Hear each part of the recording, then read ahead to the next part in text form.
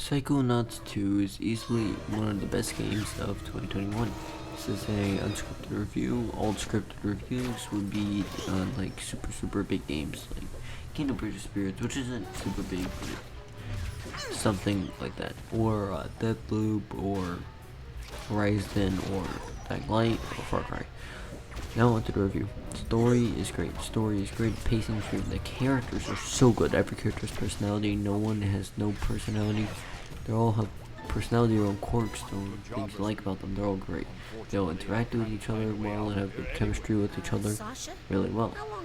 Another thing is, story itself is pretty good. Twist, not bad at all. The game's writing is very excellent, very charismatic and funny, well, funny, but it's very good. Basically, the writing is top notch, story is top notch, twists are top notch. Everything is top notch about this game.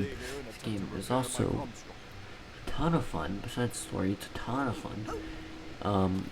With stand platforming, you have to manage your abilities because you can only choose like 4 of them at once, and eventually you're gonna get like 8 of them or whatever. Another thing is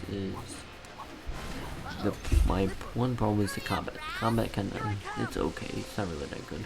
All you do is just spam square or X on your Xbox or PlayStation controller. I don't like it at all because it's too easy. There's no real skill to it, and it just feels like a Lego game where you just spam one button until they die. But there is some other abilities you get late in the game where you have to use those against some other enemies, which is really cool, but they still feel really easy, and it lacks a lot of hits. Every time you hit someone, it lacks a lot of that feeling, basically. It just, I don't know, it doesn't feel great, but besides that, platforming feels really good. And another thing is there's also a big hub world area where you do hub world stuff.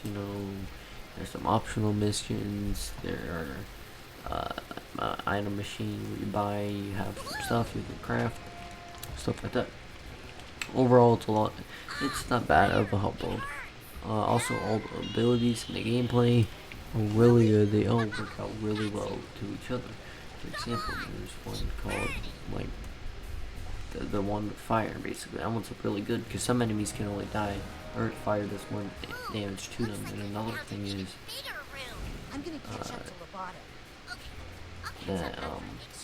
another thing is it's just all these abilities, they're all used in different ways. Like back to the fire thing, if you burn down certain doors or paintings or whatever, you can actually go through them and then get to the other side, and you just find a loot on the inside. Collectibles and stuff are pretty fun. The game itself is just a ton of fun. If I were you, just buy it as soon as possible or play it on Game Pass PC or Xbox. This is a quick unscripted review because there's not much to talk about the game besides it's good. And it's good, and it's good. There's not any bugs or glitches or frame drops or stuff like that. Another thing is the game is just not that fun. There's no real fluff to it, besides the combat that isn't really amazing, but overall it's really fun.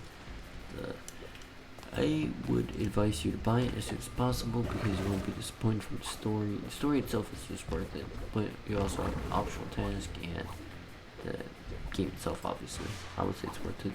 That's about it, and bye.